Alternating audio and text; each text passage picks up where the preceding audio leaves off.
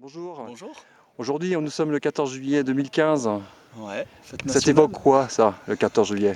Ah bah le 14 juillet, moi je pense pas trop à la prise de la Bastille, je pense à il y a 2 ans où je passais le turn point de Saint-Hilaire pendant la X-Alp 2013, le même jour qu'Antoine, jour de la fête nationale avec un super accueil là-bas par toute l'équipe de Prévol et du team des Blues là-bas.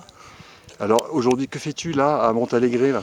Ah ben aujourd'hui là, on monte Montalégré, Coupe du Monde pour normalement, si ça se passe bien, une troisième manche, puisqu'on a déjà fait 2 manches hier et avant-hier. Donc oui, j'ai dû me désister de la X-Alp, c'est plus une surprise pour personne, mais voilà, pour des raisons de santé, à cause d'un épanchement à la hanche et d'autres petits problèmes. Et donc du coup, j'étais encore à temps pour m'inscrire à la Coupe du Monde au Portugal, donc me voilà. Et alors comment tu as vécu justement cette Red Bull X-Alp 2015 là? Ah Comment bah, tu as... des super préparatifs, toute une phase d'entraînement avec une progression juste comme il fallait pour être prêt dans les temps. Et puis bah, cette décision qu'on a dû prendre, mes coéquipiers et moi, à savoir de renoncer.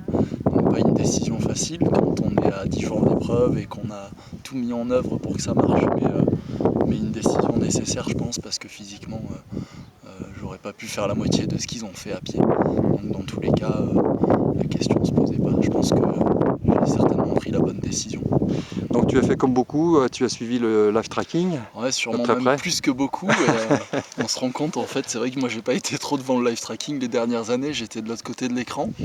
Mais c'est assez addictif effectivement et c'est très passionnant de voir ce qui se passe. Surtout que moi j'avais quand même une bonne vision du parcours, j'avais fait la connaissance et tout ça.